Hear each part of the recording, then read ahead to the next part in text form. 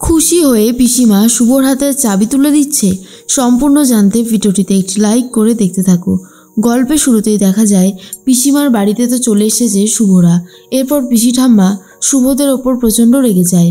হঠাৎ করেই বলা নেই কওয়া নেই বিদেশ থেকে একেবারে হাজির হয়ে গেছে, এটাই যেন কোনোভাবে মেনে নিতে পারছিল না, তাই একটু বেশি রাগারাগি করতে থাকে।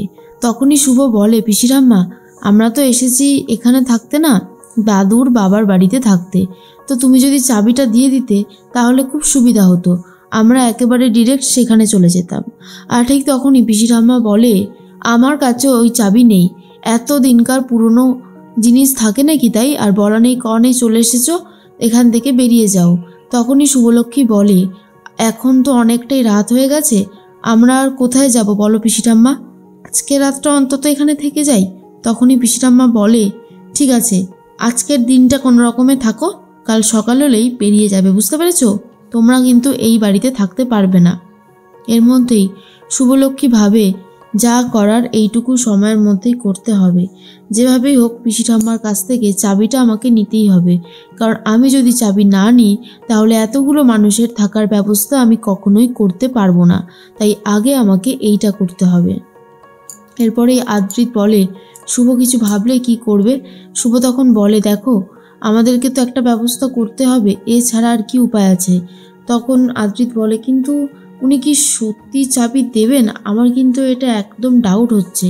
শুভলক্ষ্মী বলে, দেবে না কেন, অবশ্যই দেবে, আসলে ওনার তো আমাদের ওপর অভিমান হয়েছে, অভিমান থাকাটাই তো স্বাভাবিক তাই না আদি, কিন্তু উনি দেবে, উনি আসলে পরীক্ষা করছে যে আমরা ঠিক কতটা যোগ্য মানুষের হাতেই উনি চাবিটা তুলে দেবে, তুমি মিলিয়ে নিও আমার কথাটা।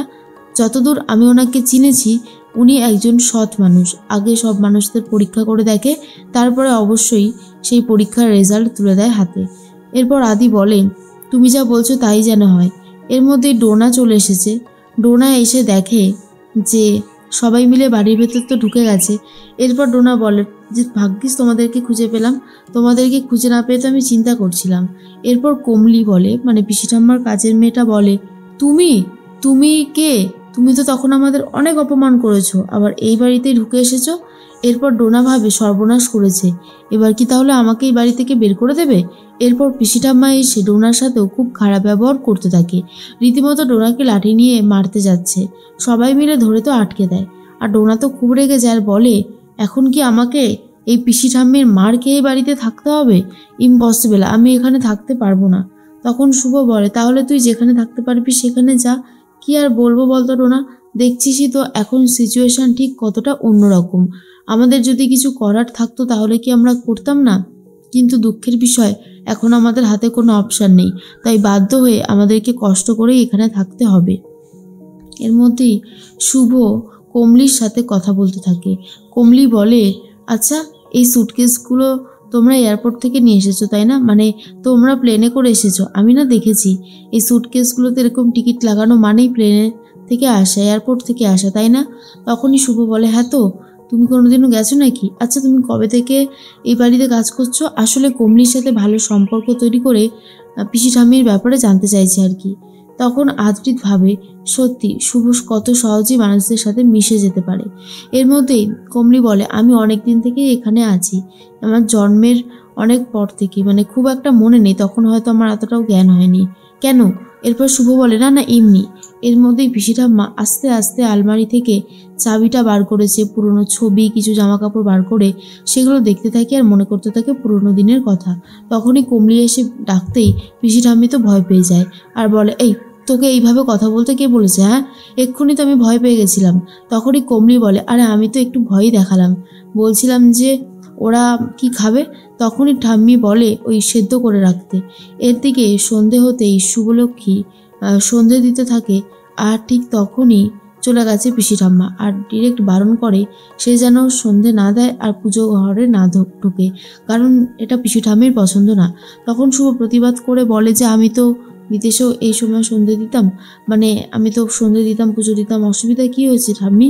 কিন্তু পিসি ঠাম্মি বলে, না, ওটা তোমার বাড়ি ছিল তাই তুমি করতে, এটা তোমার বাড়ি না। এখানে তুমি আত্মীয়র মতন এসেছো, আত্মীয়র মতন থাকো, বুঝতে পেরেছো? এরপর আদ্রিতের তো খুব খারাপ লাগে আর বলে, শুভ, এইভাবে তোমাকে অপমানিত হতে দেখতে আমার কিন্তু একদমই ভালো লাগছে না। শুভ বলে, আরে দূর, তুমি এসব নিয়ে চিন্তা করছো, এসব নিয়ে একদমই চিন্তা করো না।